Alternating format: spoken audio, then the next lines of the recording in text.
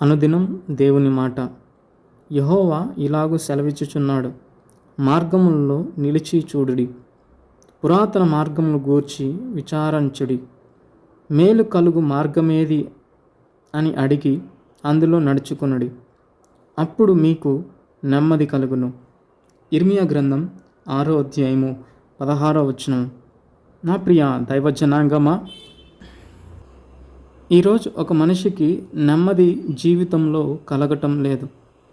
ఎంత డబ్బు సంపాదించినా నెమ్మది లేదు, ఎంత పని చేస్తూ ఉన్నా నెమ్మది లేదు, కుటుంబంలో సమాధానం లేక, జీవితంలో సంతోషం లేక, ప్రతి మానవుడు కూడా ఆనందంని వెతుకుతూ తన జీవితాన్ని జీవిస్తూ ఉన్నాడు.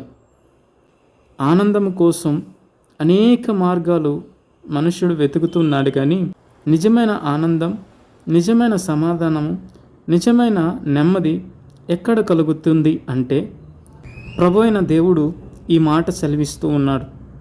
ఒక మనిషికి నిజముగా నెమ్మది కలగాలి అంటే అది ఖచ్చితంగా దేవుడి దగ్గర దొరుకుతుంది.